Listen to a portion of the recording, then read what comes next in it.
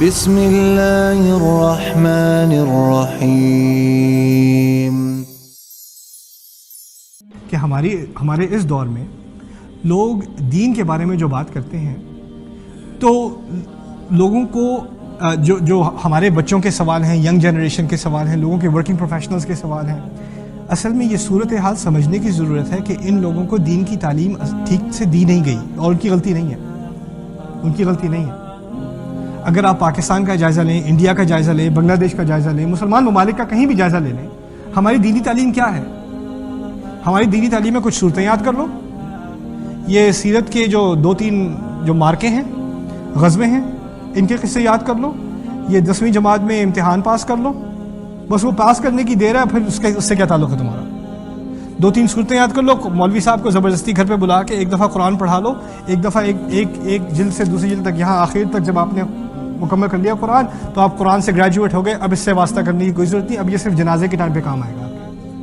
ٹھیک ہے نا؟ آپ کا اس سے اور کوئی تعلق نہیں ہے. اور پھر اس کے بعد اس سے اوپر بڑا مسئلہ کیا ہے کہ جو لوگ دین کے نام پہ بات کرتے ہیں وہ ایسی الٹی سیدھی بات کرتے ہیں کہ لوگوں کی بات کو پڑھا لکھا انسان کی بات سن کے کہے گا یار یہ لوگ تو پاگل ہیں یار، ان کی بات سنوں میں، ان کو بھی بولتے دیکھا ہے، یہ کیسی الٹی سیدھی باتیں کرتے ہیں.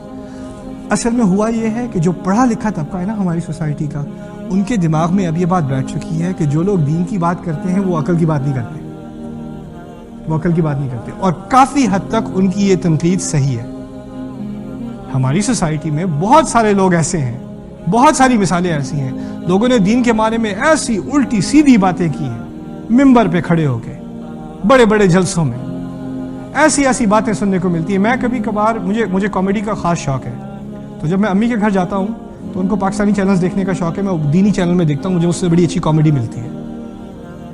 لوگ کیسے سوال پوچھ رہے ہیں اور جناب کیسے الٹے سیدھے جواب یہ لوگ ٹی وی پہ دے رہے ہیں اور لوگ دیکھ رہے ہیں. اور کہاں کی بات کہاں، کو کسی کو کال کر کے پوچھ رہا ہے ہاں مجھے آج کل نیند نہیں آتی میں کیا کروں، کہتے ہیں اچھا ٹھہر جاؤ ذرا 1 سیکنڈ، ہاں تم ایسا کرو تم یہ 3 دفعہ پڑھو، یہ 5 دفعہ پڑھو. یہ کہاں سے یہ لے کے آ رہا ہے یار؟ یہ کون سا دین ہے؟ میں 15 سال سے پڑھنے کی کوشش کر رہا ہوں، مجھے یہ فارمولا نہیں ملا، ان کو کہاں سے مل گیا؟ یہ غیب سے آتا ہے جی، ان کی عقل ہی غیب میں یار ان لوگوں کی.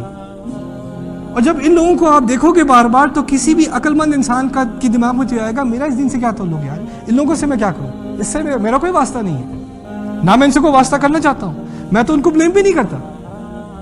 میں خود اگر میرا ایکسپوجر صرف ان لوگوں سے ہوتا تو میرا دین سے کوئی تعلق نہ ہوتا، کوئی بھی تعلق نہ ہوتا.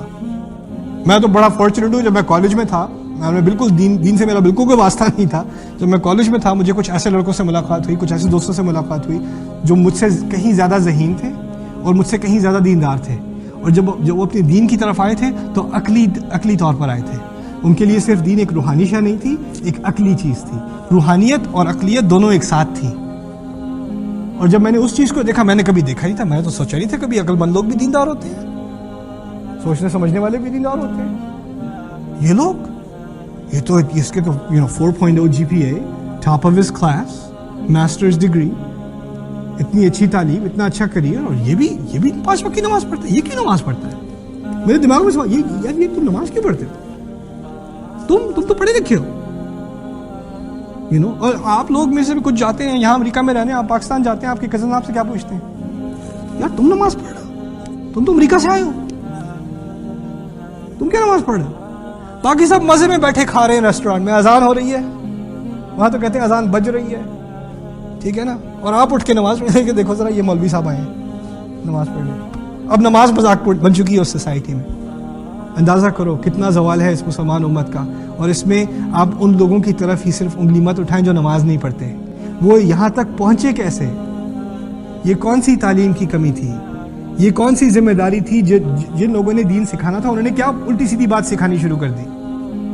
کس چیز پہ انہوں نے اپنا جو دین کی اساس ہے، جو اس دین کو قوت دیتی ہے، وہ چیز چھوڑ دی، اور جو الٹی سیدھی باتیں ادھر ادھر کی اس پہ سارا زور. تو پھر یہ ہونا ہے جب کا سارا دین ایک ہی ان چیزوں میں رہ گیا تو پھر ہونا کیا ہے پھر اس کے بعد؟ تو یہ بات میں آپ کے سامنے رکھنا چاہ رہا ہوں کہ اس دین کی جو اساس ہے اس کو مت بھولیں، اور جو ادھر ادھر کی باتیں ہیں نا ان کو ادھر ادھر کی باتیں ہی رہنے دیں. جو سائیڈ ایشوز ہیں ان کو سائیڈ ایشوز رہنے دیں. اصل اساس دین کی یہ قرآن ہے.